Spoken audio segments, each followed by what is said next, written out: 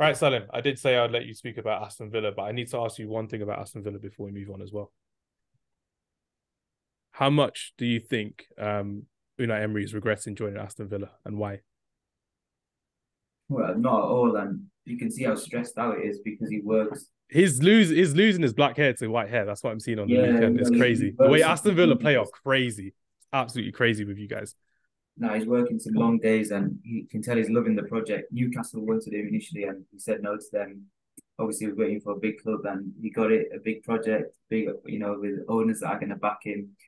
So it's interesting to see where we finish this season. Not that it sort of matters too much now, but it's more for next season. And You said you're going to finish in Europe.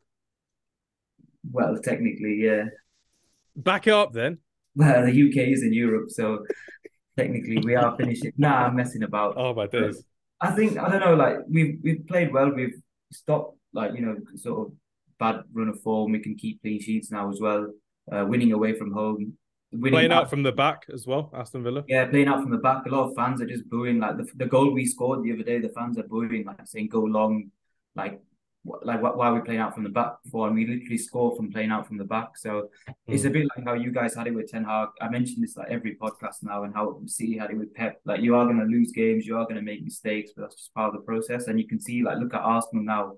Like this title run is based off the mistakes that they've made and how they've rectified and got the right people in, and being coached. So you can tell that Unai enjoys coaching players, not just signing people. He does enjoy coaching, a bit like Ten Hag, they're like tactical managers, and they can get the best out of what they're given. Like they're kind of the type of managers that don't want to rely on like individual moments of brilliance, more so like control of 90 minutes of a game, and so winning through patterns of play, which is more sustainable as well, because you can't just expect Coutinho to score 30 yard every game. So yeah, it should be good. We've got a decent run in at the moment. I feel like we can just beat anyone. We don't need to go in with having loads of possession. We can't play on the counter, whatever. But yeah, I'm sort of looking forward to watching every game again now as well, which is always great as a Villa fan. I just feel like the fans just need to be more patient and allow the players to play out from the back. And that's why our away form has been a lot better, because they've not had that pressure of the home crowd just demanding long balls, and the home crowd going on their back if they're not winning and stuff like that. So Because with so yeah, Unai so Emery as well, I wanted to kind of ask the guys as well. When you're looking at Chelsea Football Club, who are in exactly the same position at this moment in time with Graham Potter, do you reckon Chelsea would have been better going for Unai Emery than Graham Potter? Sani, what do you think? I don't know. Like, it's a tough one. I mean, he did a good job at Villarreal. We all know at PSG he had his issues, especially in the Champions League. Mm. But I don't know. I just think sometimes you need a fresh start, and I think Emery needed somewhere different, not just one of these big clubs. And I think Chelsea, especially with Bowley, I know you could say the same about Emery in the project, but I think they definitely wanted something long term, and Potter is the option. I think I'm not saying he's a great manager compared to Emery. Emery's definitely achieved a lot more, but you wanted a project, you wanted a fresh start. Chelsea clearly went for the right option, in my opinion, Potter. But it's a good question, to be fair. I mean, Emery probably would have done a good job with the players that they had, but the With the Arsenal connection as experience of well. different managers as well, your Emery is managing the Champions League level, has won a Mm, European Cup as well. You expect him with Chelsea, who want to win cups all the time, to go for someone like that in Unai Emery. But obviously, Roheel, I wanted to ask kind of your point of view on this as well. We obviously joke about with Salim all the time about Unai Emery, but are you kind of wary about Aston Villa kind of moving forward with Unai Emery just becoming a top six, top eight kind of side with With Unai Emery as a manager? with Unai Emery, being honest, I think Villa have hit the jackpot there, and I think he's a very good manager. Look at I, Salim hiding his smile. yeah, Look how I know happy we he do. is. I know we do mess about with Salim, but honestly, they have, and I think Salim would probably agree with. He's actually the best manager they've had in a long time. I Now, agree. best ever, probably best yeah, ever. At the time, I don't want to cut you off, but I just wanted Tuchel or Pochettino, thinking like Emery's like my third choice kind of thing. But now that we've got him, 100%, I wouldn't change him for anyone.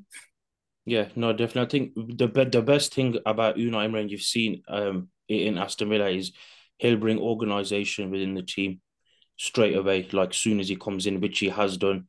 And Villa is, because it's his first season, there are still going to be inconsistencies.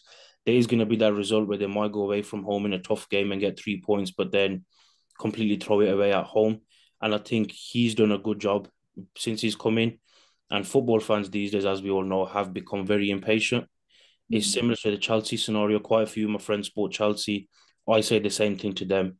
You need to give Graham Potter time. And I think with Graham mm, Potter, he's gone into a team where all the signings were made there before he even joined. And there were a lot of signings at Chelsea. Now, and so one thing that Potter's got to do when he comes in is have a look at who was there before, have a look at who's come in, and he's got to work out his best 11. And I still don't think he has, but you can't criticize him for it as well. Because normally a new manager comes in, he's not walking into a squad where most of the players have already been there. This guy's walking into literally, it's like 50-50. That's a really good point. Sorry to cut you off, but when you're thinking about it, the manager came in fresh, the owner came in fresh, half the team has come in fresh. So they're all learning about Chelsea Football Club together, which is crazy. It's like completely going and setting up a new football club, really, isn't it? And honestly, they've got so much expectation because an owner's come in, pumped in millions of pounds. You've got a manager who's been doing an absolutely fantastic job at Brighton. Like, I still believe Brighton are still doing this well because of the foundations Potter laid when he was there. But yeah, I think it wouldn't have been good for Unai Emery to go into that because I don't think it would have worked. So I do think Unai Emery's got the right job because I think we've seen at Arsenal when Unai Emery kind of doesn't get what he wants. Like, Unai Emery's a manager, you need to kind of leave him to it in regards to the team and the players he wants, you go get them and he'll deliver. He stopped getting that at Arsenal and that's why it didn't work out and he left. But he's shown in Spain, and it's not even just in the La Liga, he's gone and won European competitions, like where Man United fans, we know all about Unai Emery and how he sets up and how frustrating it can be to play against his teams. But yeah, I really do think Aston Villa have hit the jackpot. They really do need to give Emery time. And that's not even saying it's going to be next season. Like, you need to give him this summer window that comes, put some money into that team. Because I think it's Kamara, isn't it, the midfielder that he signed?